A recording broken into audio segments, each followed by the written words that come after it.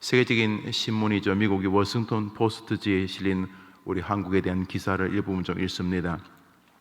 하루 평균 40여 명이 스스로 목숨을 끊는 세계 최고의 나라 대한민국, 10만 명당 26명이 죽는 한국의 자살은 미국과 비교해서는 2.5배, 일본과 비교해서는 19.4배, 프랑스에 비해서는 14.2배, 스위스 13, 영국 5.8명 등과 비교해 크게 높다.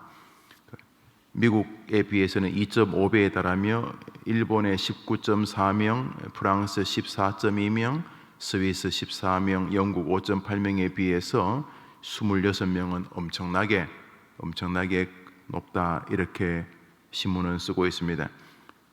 세계경제협력개발기구 OECD 소속된 30여 개 국가 가운데 한국은 더 많이 일하고 덜 자고 입시학원에 더 많은 돈을 쓰고 있다. 그러나 한국 사람은 노령화와 가난, 외로움 등으로 자살을 택하는 노인층이 많아지고 있고, 인터넷을 통해 동반자살 희망자를 찾는 20, 30대 젊은이들의 문제가 심각하다. 여기에다 유명 인사들의 자살이 몰고 오는 연쇄적인 모방 형태의 자살은 심각하다. 어느 유명 여배우의 자살로 일시적으로 자살률이 70%나 증가하기도 했다. 우리나라는 압축 성장이라 그래서 다른 나라들이 한 200년 정도 걸릴 것을 막 20년 만에 이렇게 만들어 갑니다. 가령 임금의 이렇게 통치 같은 이런 왕권에서 일명 국민들이 한 표씩 해서 민주주의로 넘어오는 데는 보편적으로 왕목 자르고 나라를 뒤엎고 나라가 반반 나눠서 싸우고 이런 유혈혁명 같은 것이 있어야지만 거의 가능한데, 우리나라는 불과 몇십 년 만에 말 그대로 세계 10위권에 도약하는 경제대국, 산업화와 여튼간에 국민들이 자신들의 지도자를 뽑는 민주화를 동시에 이룬 세계 거의 유일한 나라입니다. 거의 과정이 거의 다 생략되어지는, 다른 모든 나라는 이렇게 말을 타고 다니다가 지프로 신을 신다가 고무신을 신다가 또 조금은 집을 또 어떻게 시멘트로 만들다가 또 이렇게 전화도 이렇게 빙빙 돌리다가 또 어떻게 하다가 어떻게 하다가 휴대전화로 이렇게 가는 과정이, 다른 나라가 수십 년 수백 년 걸릴 것을 불과 1, 20년 만에 막 통과합니다. 미국, 영국 같은 나라는 이렇게 전화기를 이렇게 빙빙빙 돌려가지고 교환 몇 번 이런 거 옆에서 본 사람 손 들어보세요. 내가 제일 늙었어요. 이 전화에서 교환 160번, 동네 전화가 몇 대 없고 이렇게. 미국 같으면 이런 과정을 거의 100년 가까이 했습니다만, 한국은 이거 한 1, 2년 하다가 백색 전화, 또 1, 2년 하다가 핸드폰. 다른 나라가 한 100년이나 200년 걸릴 것을 대한민국은 불과 몇 개월 만에 막 건너뜁니다. 이제 또 물어봅시다. 삐삐 본 적 있는 사람들? 삐삐. 어머, 그건 봤네. 그래. 지금도 삐삐 차면서 남편하고 연락하시는 분 계십니까? 이야, 요새 삐삐 차고 다니는 사람은 특이한 사람입니다. 그거 사가지고 얼마 안 되다가 휴대전화로 다 넘어갑니다. 우리나라는 뭐든지 압축해서 진행합니다. 장점이 있습니다. 단점도 큽니다. 그 사이에 있는 정신적이고 정서적인 문제를 스스로 정리하고 정돈할 시간이 필요한데 막 건너뜁니다. 건너뛰다 보니 몸집은 커지는데 정신은 거기 미치지 못하게 됩니다. 그냥 거의 모든 사람이 밥을 못 먹던 시절이었기 때문에 내가 가난한 게 크게 이상하지 않았습니다. 쌀이 문 열고 나오면 이 집도 가난하고 저 집도 가난하고 저 집도 가난하고, 그래서 크게 가난이 불편하기만 하기는 했지만 전혀 이상하지가 않았습니다. 갑작스러운 산업화로 빈부격차가 커지면서 아침에 눈 뜨고 나왔을 때 배고픈 것은 어제와 동일하지만 마음의 불편함, 배 아프다고 표현하기 좀 어렵지만 이 정서적인 공허함이 확 밀려왔습니다. 한 100년쯤 살아오면서 그랬으면 좋을 텐데 불과 2년, 3년 만에 사람들의 마음에 갑작스러운 변화가 커지게 되었습니다. 이런 일들이 우리나라에 부정적으로 몇 가지를 나타내는 중에 하나가 스스로 목숨을 끊는 극단적인 결정입니다. 제가 초등학교 때 스웨덴 이렇게 잘 사는 나라가 자살률 1위다 이렇게 들었습니다. 설마 대한민국이 스스로 목숨을 끊는 것이 세계 1위가 될 줄은 꿈에도 생각을 못했습니다. 한국인의 자살은 한국인의 사망 원인 중 암, 뇌혈관 질, 뇌경색, 심근경색 이런 건 뇌혈관 질환, 심장 질환에 이어 4위입니다. 특히 20, 30대 사망 원인의 1위입니다. 10대도 교통사고에 이어 2위가 자살입니다. 우리 곁에 스스로 목숨을 끊는 아주 고통스러운 일들이 다반사로 벌어지고 있습니다. 원인은 다양합니다. 병, 비관, 학업 성적, 가난, 가정 불화, 사업 실패, 그 외 여러 가지가 있겠습니다. 여기 계신 어머님 그리고 여러분이 사랑하는 자녀들에게 마음 안에도 자살 충동이 일어날 것입니다. 여기 계신 어머님들 한두 번 죽어버릴까 생각 안 해보신 분이 드물지 않겠나 생각을 합니다.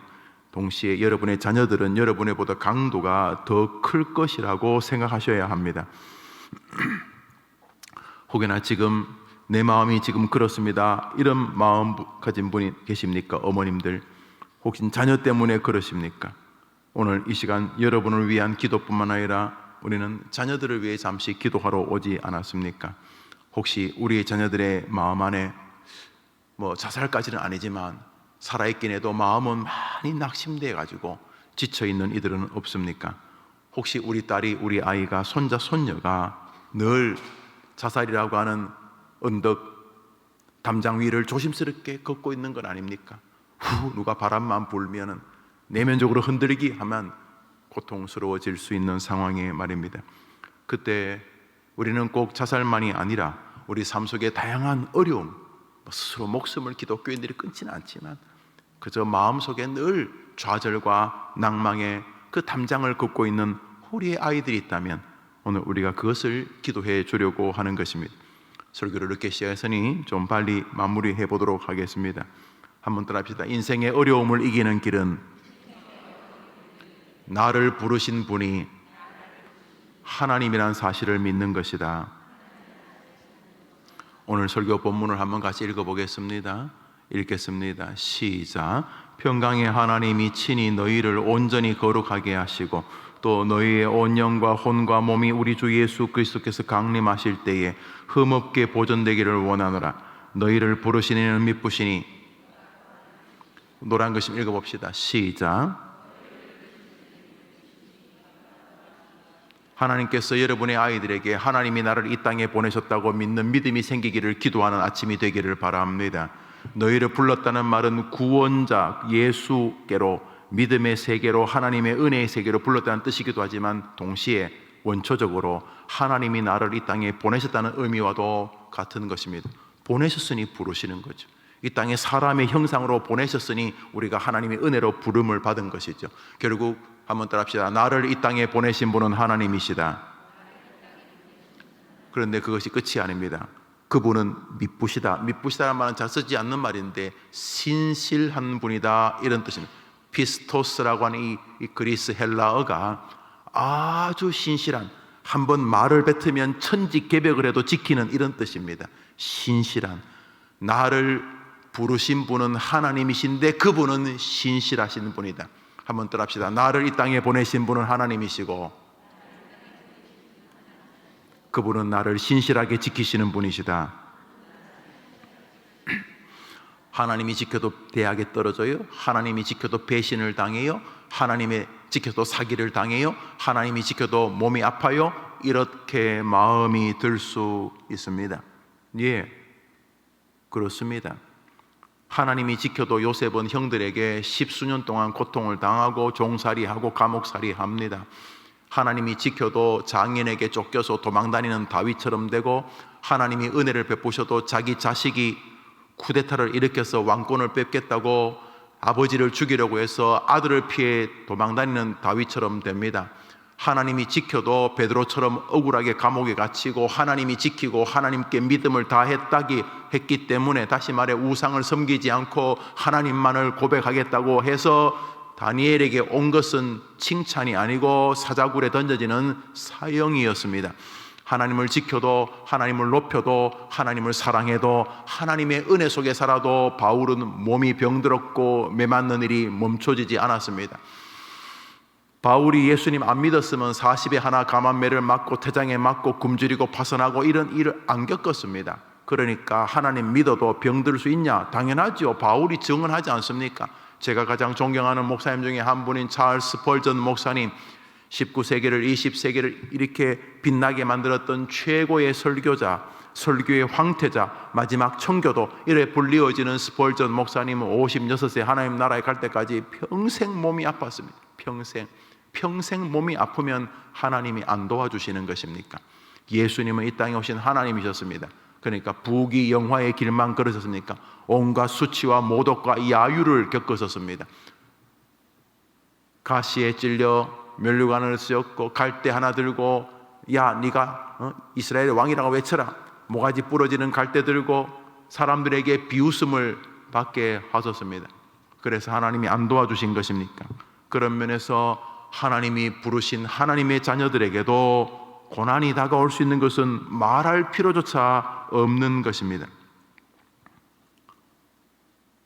그럼에도 불구하고 여러분과 여러분의 자녀들의 마음에 나를 이 땅에 보내신 분은 하나님이시고 그분은 신실한 분이시라는 믿음만 생기면, 내가 비록 엎어지고 넘어지더라도 그게 나의 실수와 한계로 인한다 할지라도 하나님이 나를 보내시고 나를 만드시고 하나님이 나를 이 땅에 파송하셨으니 끝내 하나님이 지키실 줄 믿습니다.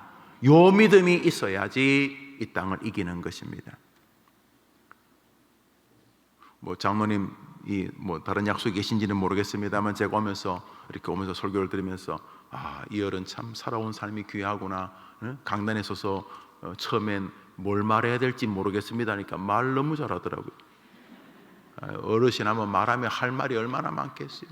70 중반을 살아온 인생인데, 그것도 하나님의 은혜 속에서 정망을 먹을 것 없어서 시골에 올라와서 밤에는 여기서 잠자고 낮에는 허리 벨트 이런 거 팔고 다니고, 나중에 저 돈 벌면서 전화기도 팔고 하셨는데 할 말이 얼마나 많았어요. 그래서 제가 조금 전에 올라오면서, 목사님 그러면 오늘 밥 먹지 않은 사람도 오늘 다 없는데, 다 지금 교육자들 다, 어제 제가 종일 이른 아침부터 밤 늦게까지 장례식을 이렇게 다녔는데 교육자 장례를 다 이제 하러 오늘 예배를 제가 이렇게 지키겠다 그랬는데, 제가 금방 뭐라 했어요? 장로님 예배 마치고 저하고 밥 먹으러 갑시다. 이렇게 밥 먹으러 가지 않으면 밥값은 주로 누가 내겠습니까? 오늘 최소한 상식적으로 내가 밥 먹으러 가자니까 누가 또 밥값 내겠어요? 내가 내겠죠. 물론 미리 나가면서 낸다고 제가 막지는 않겠지만, 밥 먹으러 가자면 내가 밥값 내겠죠. 가령 여러분이 친구에게 아이고야 너 몇 년 만이냐. 우리 교회 문순애 권사님이 초등학교 동창이 전도교회에 오셨어요. 세상 70이 넘은 어른인데 초등학교 동창을 만나가지고 우리 교회로 오시게 된 게 60년 전의 친구 아니겠어요? 자, 그러면서 예를 들어서 야 오랜만이다. 그래 우리 밥 한번 먹자. 언제? 우리 집으로 와. 이러면 밥은 누가 준다는 말입니까? 우리 집으로 오라고 한 사람이 밥 주겠지.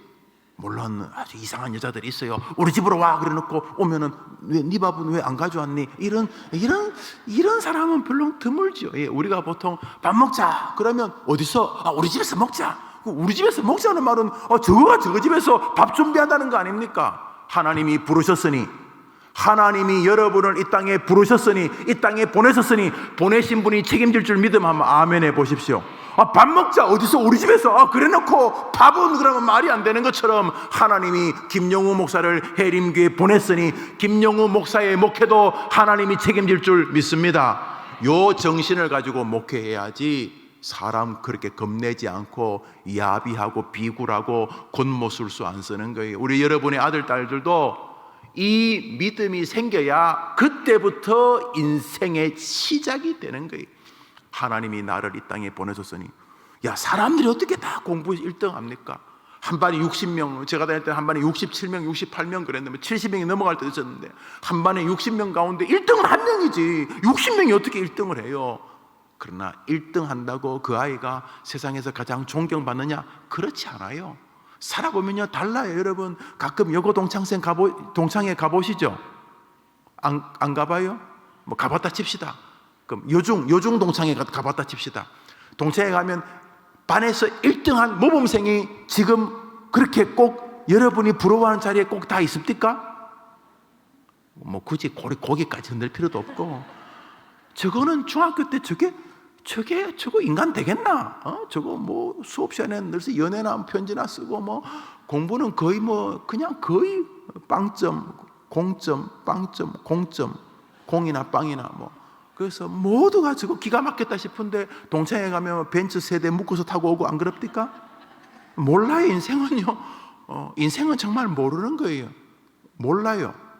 기독교인들에게 필요한 것은 하나님에 대한 믿음의 의식입니다. 믿는다는 말이 뭡니까?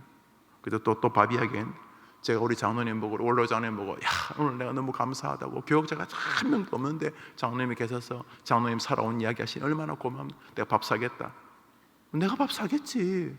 뭐 나는 목사 찾아오는 밥 안 먹을 거예요. 뭐 그럼 할 수 없지만 뭐 안 드실 분은 아니고 같이 드실 것 같은데 내가 사겠지. 내가 사겠다고 내가 말했으니까. 하나님이 우리를 보내셨으니 하나님이 내 인생을 책임질 줄 믿습니다. 이것만 여러분의 아이들의 머릿속에 있으면 걔가 죽어요. 말이 안 되잖아요. 하나님이 보내셨으니 하나님이 책임질 줄 믿습니다. 요래야지. 공부를 좀 못해도 이겨요. 공부를 못할 수는 있지. 내가 어떻게 황영효처럼 88 올림픽 때 늘 마라톤 1등을 해?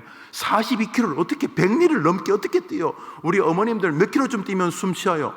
뭐 몇 킬로는 무슨 몇 킬로야? 100m만 뛰어도 하늘이 노라고 그럴 텐데 어떻게 사람이 42km를 거의 100m 달리는 것처럼 뛰어요? 아이고 그래요. 그래서 내가 그 사람처럼 못 뛰면 나는 이류 인간이에요? 김연아 그 피겨스케이팅 하는 아가씨 있잖아요. 결혼했나? 안 했어요? 그건 또 어떻게 알아요? 그래 김연아 우리 빙판에서 그 정도는 못해요. 뭐 스케이트 좀 타긴 타지만 우리는 뭐 그렇게 못해요. 그렇게 빙빙 돌다가 발목 부러지고 우리 못해요. 그래서 우리는 피겨스케이팅 못하면 우리 이류 인간이? 박태환이 뭐 헤엄 잘 치죠? 오 잘 치죠. 헤엄 수영 잘하죠. 제가 허리가 좀 다쳐가지고 이제 전도사 시절에 세곡교회에 있어서 그 수서에 이제 제가 수영을 좀 하러 갔어요. 그 의사분이 수영하면 좋다 그랬어.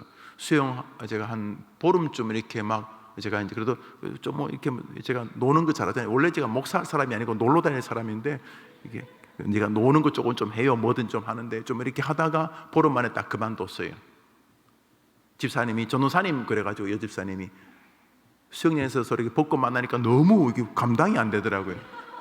모른 척하면 될 건데 또 굳이 온 사방에 김영호 전도사님 그래가지고 그 다음 날부터 내가 수영을 그 이후로부터 해본 적이 없어요. 제가 수영을 해도 박태환이만큼 못해요. 그러니까 내가 이류인간이에요. 말도 안 되는 소리 하는 거죠. 어떤 사람은 돈을 어떻게 좀 잘 벌 수 있어요. 하나님 그렇게 은혜 주셨죠. 수영도 마찬가지, 체력도 마찬가지고 뭐 황영조는 뭐 남들보다 뭐 폐가 어떻게 좋다면서요. 그거 못해도 우리 이류 인간 아닙니다. 이 의식 여러분의 아이들에게 필요한 건 그것입니다. 엎어지고 넘어져도 하나님이 나를 보내셨으니 그분이 신실하게 책임질 줄 믿습니다. 요 믿음만, 요것만 있으면 여러분 딸들, 여러분의 아들들 자기 인생 멋지게 살아낼 수 있습니다. 그런데 이게 없으니까 부모님 왜 나를 낳으셨나요? 뭐 이런 소리나 하고 이제는 개천에서 용날 수 없는데 내 인생은 구조적인 모순이다. 우리 부모님, 우리 가정이 요 모양 요 꼴이니 나도 길이 없다. 뭐 이런 식으로 하고 지가 공부를 안 했는지 아니면 뭐 하나님 다른 뜻이 계신지 자기가 생각하는 대학에 못 들어갔다고 온갖 염려와 근심을 가지고 그냥 나이도 몇 살 안 돼서 이제 20살, 이제 40살밖에 안 된 젊은 애들이 벌써 자기 인생 다 산 것처럼 지가 결론을 내려. 야, 이번 생은 나는 꽝이다. 허튼 소리 하는 거죠. 허튼 소리. 믿음의 가장 중요한 요소는 무엇이냐? 나를 이 땅에 보내신 분은 하나님이시다 라고 하는 것이죠. 여러분 어떻게 느끼는지는 모르지만 나는 해림교회 하나님이 나를 보냈다고 믿고 사는 목사입니다. 여러분 느낌이 오십니까? 우리나라의 해림교회가 제일 큰 교회가나 제일 좋은 교회는 아닐지 모르겠습니다. 그러나 저에게는 최고의 교회입니다. 왜냐하면 하나님이 저에게 맡기셨기 때문이고, 죄송하지만 여러분에게 최고의 목사는 저일 것입니다. 왜냐하면 하나님의 뜻으로 저를 이 교회 담임 목사로 보내셨기 때문입니다. 여러분이 동의하든 안 하든 저는 그렇게 믿고 사는 것입니다. 아마 여러분 저와 목회하면서 그런 건 느끼실 것입니다. 해림교회 제가 올 때 99% 교인들이 저를 지지했습니다. 6명이 부표, 6명 내가 다 알아요. 나 안 찍은 사람. 5명이 내 방에 왔으니까 다 할머니들이신데, 내용은 나를 안 찍으면 홍성희 목사님이 조금 더 목회하실 줄 있을 줄 알고 그렇게 했다고, 내가 잘했다고 그랬어요. 제가 100% 받으면 되겠어요? 교만할 것 아니에요. 그래서 제가 그 6표를 늘 마음에 이렇게 두고 살아요. 6명은 나를 안 좋아했다 이렇게. 하나님께서 어떤 방법이 계셨는지는 모르지만 김용우 목사를 이 교회에 보내신 줄 저는 믿습니다. 그러니까 이 교회가 세계 최고의 교회가 아닐 수가 없습니다. 교인들이 나를 좋아해 주든 싫어하든 크게 상관이 없습니다. 여러분의 자녀에게도 필요한 것이 바로 그것입니다. 나를 이 땅에 보내신 분은 하나님이시고 그분은 나를 신실하게 책임지실 것이다. 이 믿음이 있으면 억울한 일이나 혹은 자기 실수로 감옥에 들어가도 그 아이 역전하게 되는 줄 믿으시기 바랍니다.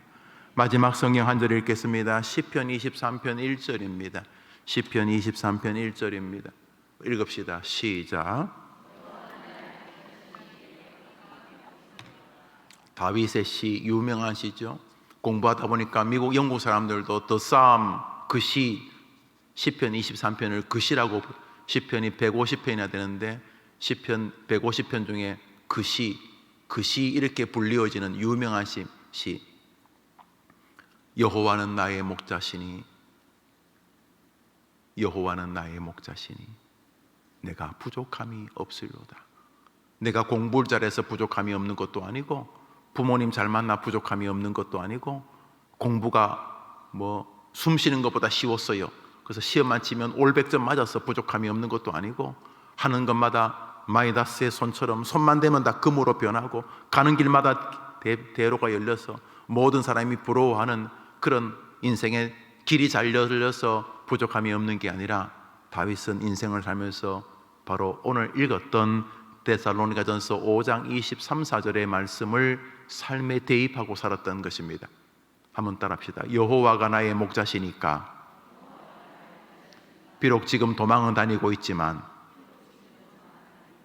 비록 지금 고난을 겪고는 있지만 결국 내게는 부족함이 없으리로다. 시편 23편은 두 가지 학설이 있습니다. 하나는 젊을 때 지었다는 시입니다.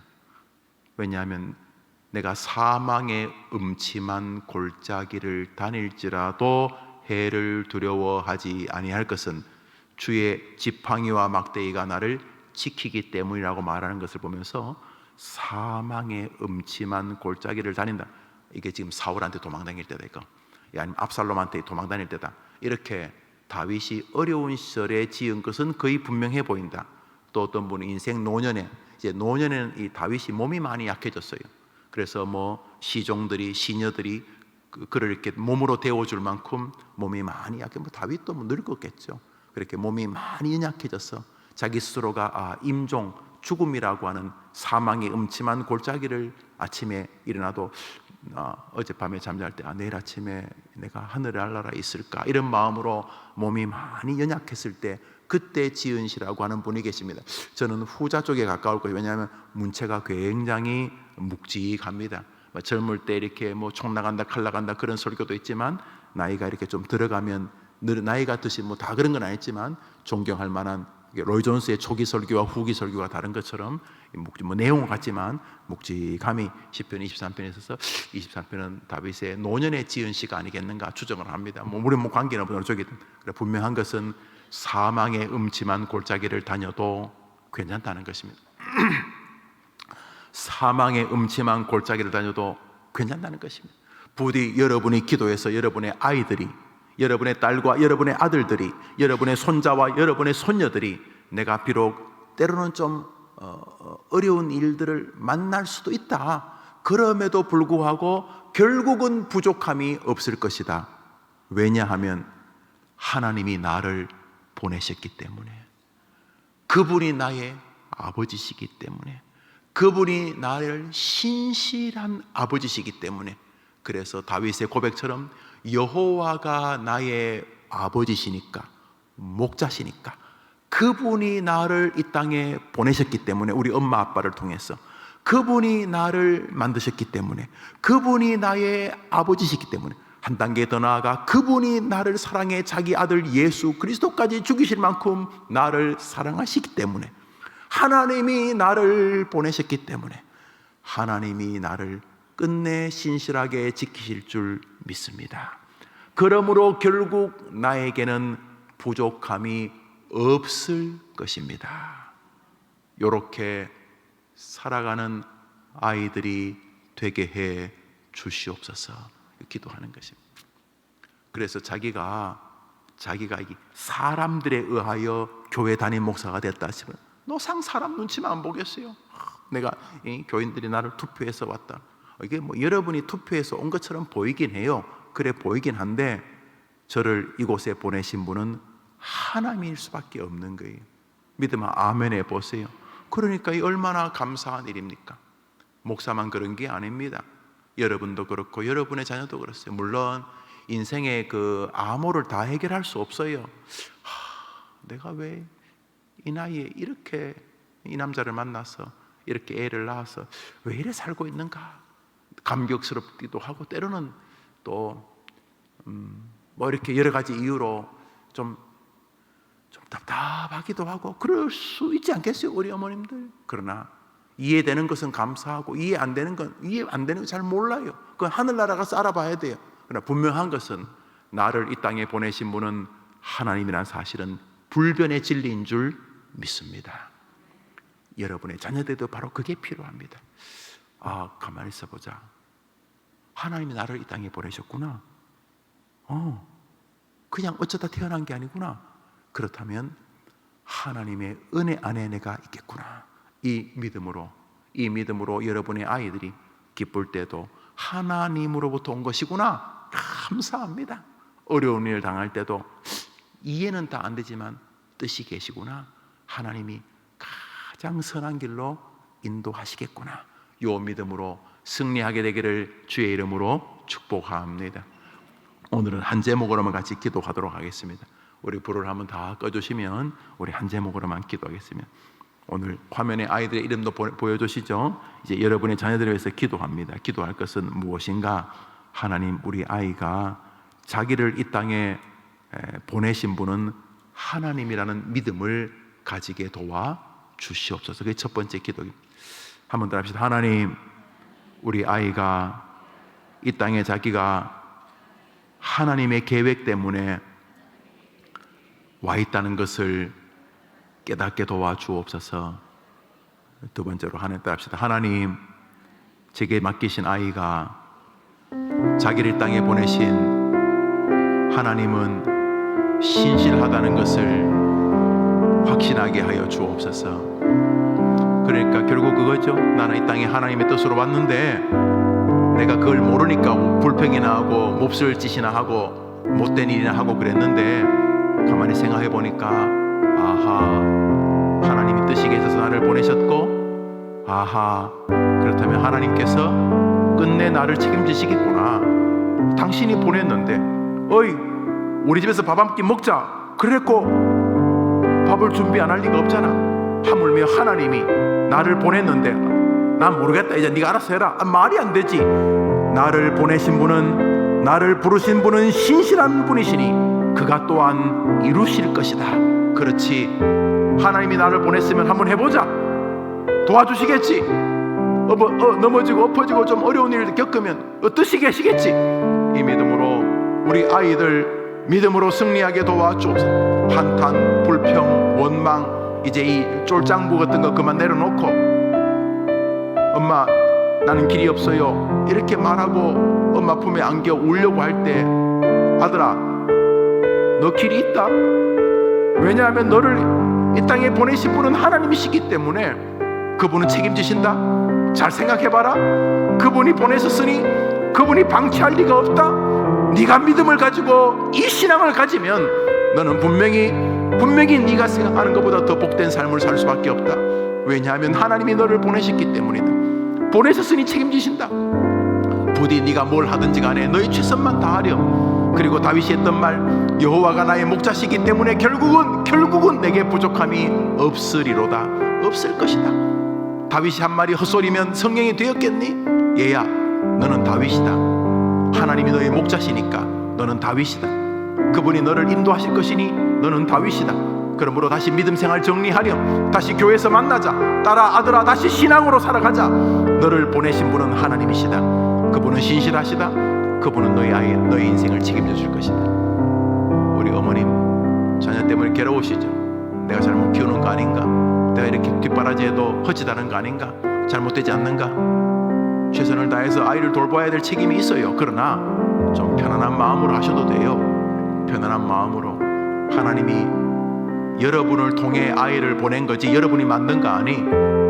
하나님의 아이 하나님이 보내셨으니 하나님이 책임지실 거예요. 그거 가지면 마음이 좀 여유로워져요. 그거 여러분 아이 아니에요. 여러분이 낳긴 했지만 우리 기독교적으로 하나님이 이 땅에 보내신 거잖아요. 하나님이 보내셨으니 하나님 책임지시죠. 밥 한 끼 먹자. 어디서? 우리 집에서. 그러면 그 집에 책임지겠죠. 하물며 하나님이 보내는데 책임 안 지겠어요? 그러므로 어머님들 너무 아이 때문에 미리 지레 겁먹지 않아도 돼요. 대학 좋은 대학이라고 하는 곳에 뭐 붙으면 좋지만 안 그래도 몰라요. 떨어져도 몰라요. 아이 인생 아직 몰라요. 그 떨어진 아이가 그가 가고 싶었던 대학 수백 명 수천 명을 직원으로 거느리는 사장님이 될지 몰라요. 정말 인생 몰라요. 아무것도 몰라요. 그러니까 믿으세요. 하나님 우리 아이를 이 땅에 보내신 분이 하나님이심을 믿습니다. 그러므로 이 아이 인생도 하나님이 책임지신다는 것은 너무 당연한 것입니다. 제가 너무 오지랖 넓게 걱정했던 거 죄송합니다. 너희를 부르신 분은 하나님이시고 그분은 미쁘시니 그가 또한 이루시리라. 그가 또한 이루시리라. 이 믿음으로 우리 아이와 이 어미가 믿음의 길을 걸어가게 도와주옵소서. 이 점으로 한번 같이 기도합니다. 손을 한번 다 들어볼까요? 손들. 자, 마음의 손을 들고 우리 주여 한번 외치고 기도합시다. 주여! 하나님 아버지 책임지실 줄 믿습니다 라고 하는 믿음에 다시 엄마들이 서게 해 주옵소서. 하나님 책임을 지실 줄 믿습니다. 우리를 부르신 분은 하나님이시. 그분은 신실하신 분이십니다. 어떻게 부르신 분이 책임을 안 진다는 말입니다. 말이 안 되지 않습니다. 그분이 불렀으니 그분이 책임질 줄 믿습니다. 여호와는 나의 목자시. 그러니 그가 결국은 도우실 것이고 여호와가 목자인데 어떻게 우리가 망할 수 있겠습니까? 믿음의 길을 굳게 서서 신앙의 길에서 다시금 살아가는 우리 어머니들 되게 하시고 엄마의 마음에 어미기 때문에 가지는 가슴앓이가 있고 어미기 때문에 보이는 안타까움이 있지만은 그러나 조금 더 눈을 들어 하늘을 바라보면 이 아이를 이 땅에 보내신 분은 하나님이시고 이 아이의 주인도 하나님이시고 그 아이를 부르시는 분은 신실한 분이시니까 그분은 결국 이 아이를 책임질 수밖에 없는 자비의 아버지라는 사실을 마음의 위로와 평강이 오게 하시기를 원합니다. 우리 아이들 끊임없이 초등학생이 직업 걱정하고 중학생이 직장 걱정하고 고등학생이 직장 걱정하고 평생 이렇게 살다가 별로 할 수도 없는 인간이 마치 미래의 모든 것을 자기가 할 수 있는 것처럼 없는 고민까지 앞당겨서 걱정하고 그래가지고는 극단적인 결정의 삶을 하루 종일 하루 매달 살아가는 너무도 기가 막힌 시대 속에서 하나님이 나를 보내셨다. 하나님이 나를 보내셨다. 그분은 신실한 분이시다. 그분은 나의 목자시다. 그러므로 결국 나의 부족함이 없을 수밖에 없다 하는 이 믿음을 우리 아이들이 갖도록 도와주시기를 원합니다. 우리 아이들 어디에 있든지 뭘 하든지 그래 하나님이 나를 이 땅에 보내셨다. 하나님은 지금도 나를 지켜보고 계신다. 하나님은 나의 구주시다. 나의 말씀하소서. 비로를 채우시고 있어야 될 것을 친히 공급해 주시기를 원합니다. 가장 좋은 것, 가장 귀한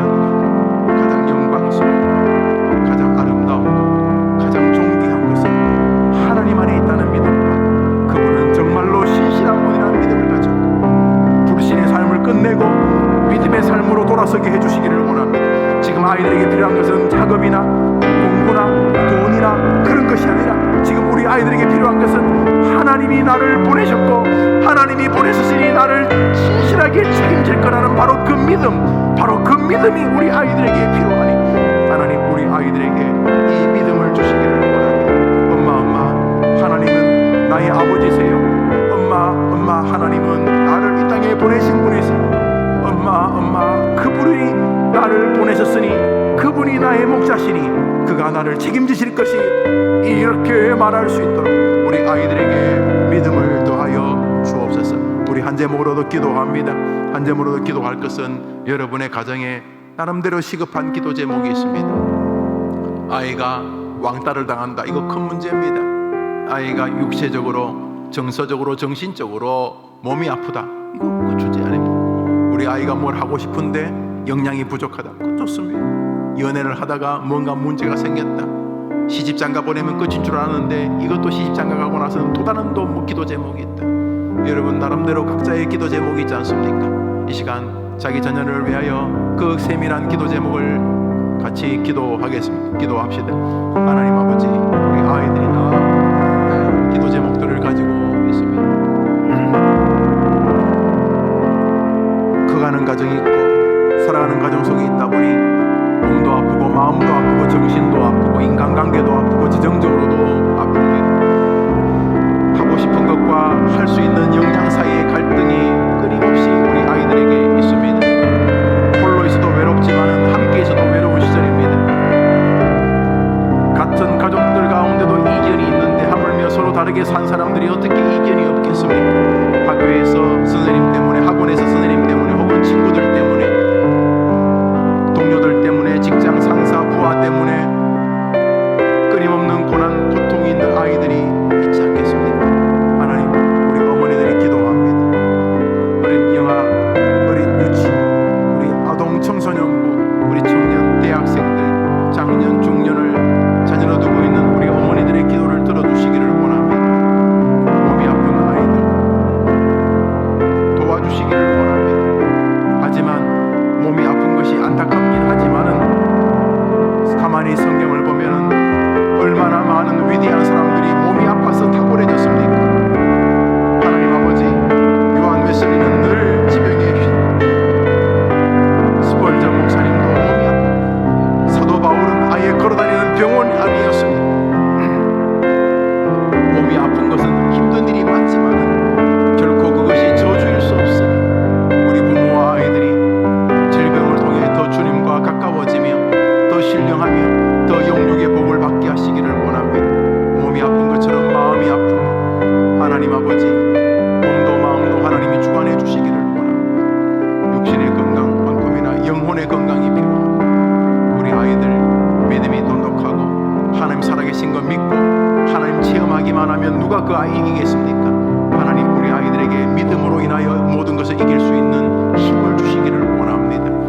각 가정에 기도하는 제목들이 있습니다. 학업, 진로, 공부, 유학, 취업, 수많은 학업과 관련되어진 기도 제목 들어주시기를 원합니다. 재수합니다. 삼수합니다. 무더운 여름이 다가옵니다. 훨씬 더 힘들어할 텐데 잘 견딜 수 있도록 기도 하나님 들어주시기를 원합니다. 아이들을 뒷바라지할 때 힘이 부족합니다. 하나님께 기도할 때 주님이 도와주시기를 원합니다. 이 아침 어머니들과 함께 모여 기도하는 이 시간 축복해 주옵소서. 함께 해 주옵소서. 우리 기도를 마무리합시다. 기도를 마무리합니다.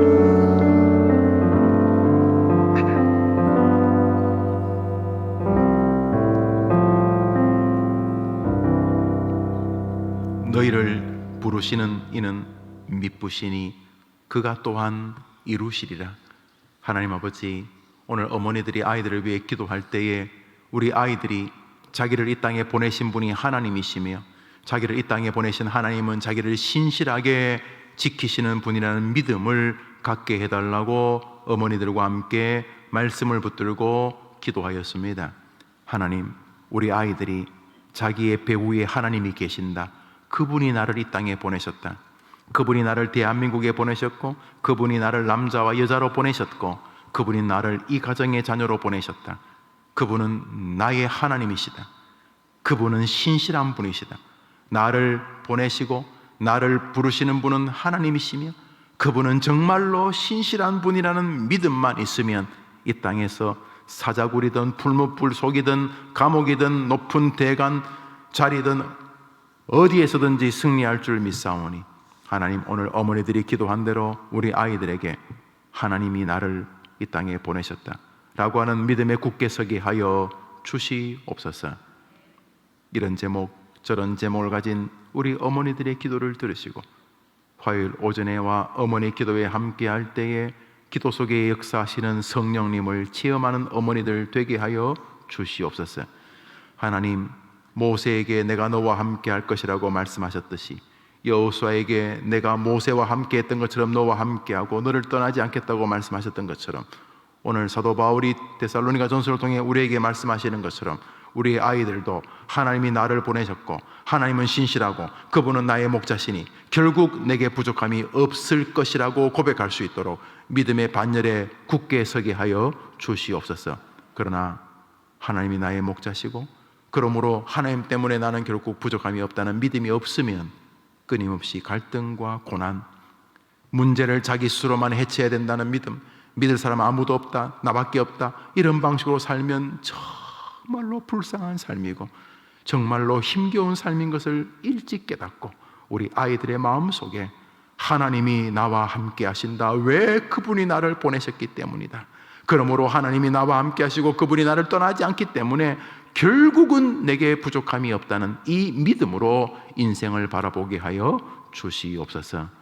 예수님의 이름으로 기도합니다. 아멘. 오늘은 주님 가르친 기도로 모든 기도회를 마치겠습니다. 하늘에 계신 우리 아버지여, 이름이 거룩히 여김을 받으시오며 나라의 마옵시며 뜻이 하늘에서 이룬 것 같이 땅에서도 이루어지이다. 오늘날 우리에게 일용할 양식을 주옵시고 우리가 우리에게 죄 지은 자를 사하여 준 것 같이 우리 죄를 사하여 주옵시고 우리를 시험에 들게 하지 마옵시고 다만 악에서 구하옵소서. 내게 나라와 권세와 영광의 아버지께 영원히 있사옵나이다. 아멘. 우리 박수로 영광을 돌리며 복된 오후 되시기를 바랍니다. 감사합니다.